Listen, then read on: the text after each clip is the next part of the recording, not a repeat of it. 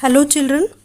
In previous video we started with the second part of the lesson, the sound of music, that is the Shehnai of Bismillah Khan. You came to know that Emperor Aurangzeb banned the playing of pungi, but it was revived by a barber in his court with some improvisation and got the name Shehnai.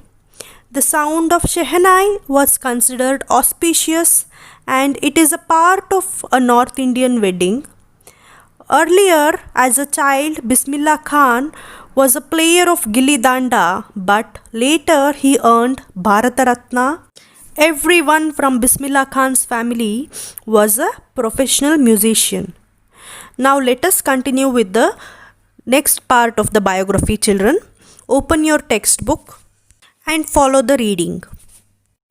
The young boy took to music early in life.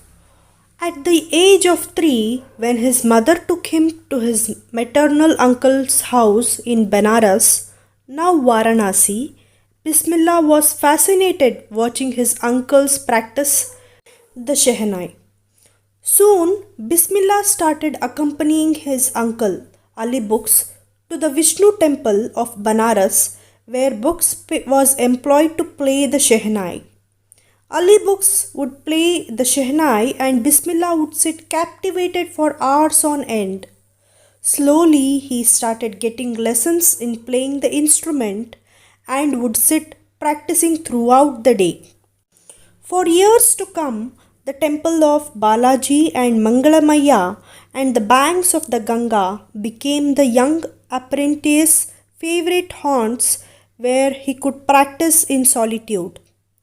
The flowing waters of the Ganga inspired him to improvise and invent ragas that were earlier considered to be beyond the range of the Shehnai. At the age of 14, Bismillah accompanied his uncle to the Allahabad Music Conference. At the end of his recital, Ustad Fayaz Khan patted the young boy's back and said, "Work hard and you shall make it." When India gained independence on 15th August 1947, Bismillah Khan became the first Indian to greet the nation with his Shehnai. He poured his heart out into Rag Kafi from the Red Fort to an audience which included Pandit Jawaharlal Nehru, who later gave his famous Tryst with Destiny speech. Dear children, now I'll explain these paras.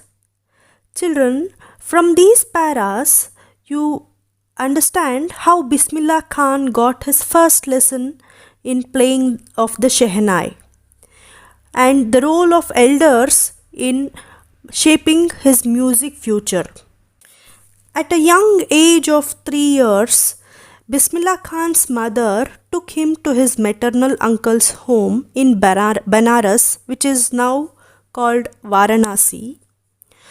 Bismillah Khan was fascinated watching his uncles practice the Shehnai.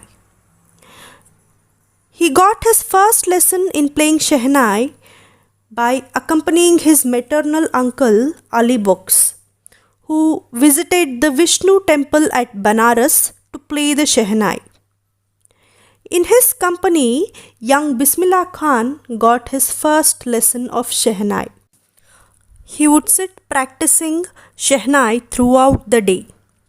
The flowing waters of the Ganga inspired him to put together and create ragas that were earlier considered to be beyond the range of the Shehnai. He also practiced playing Shehnai at the temple of Balaji and Mangalamaya.